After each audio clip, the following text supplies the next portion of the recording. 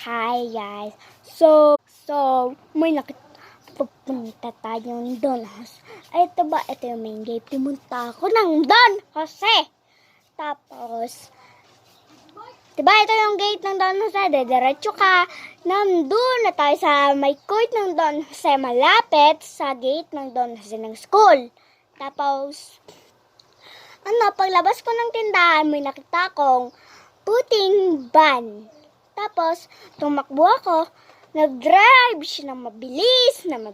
Tapos, nung pumasok na ako, nakita ko ang kaklase ko si Jasmine. Tapos, yung puting van na ma-atras siya ng kote. Pero, hindi siya bumaba ata. Hindi ko nakita kasi yung bumaba. Kasi, tumakbo kami. Sabi ko, nakita ko ang kaklase ko si Jasmine. Sabi ko, Jasmine, huwag na tayong pumunta dito. Kasi ang creepy, may puting van.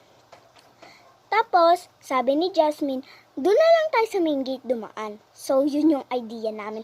Pagdating namin sa main gate, nakita namin si Marcus, si Denise, at saka si Julian.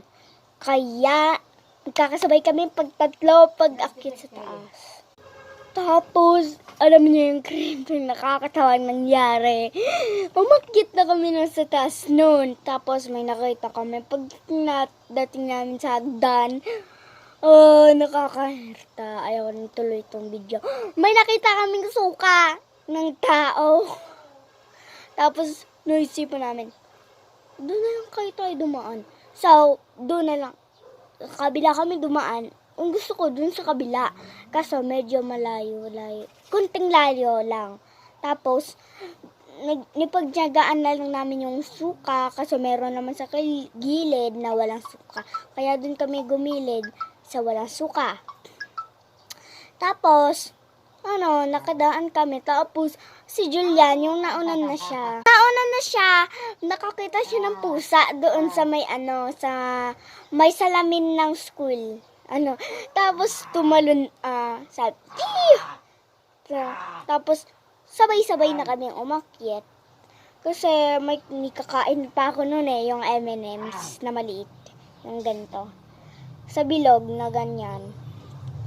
So, hindi natin kasi madadala yung cellphone sa school. Kaya, bye-bye. Pero,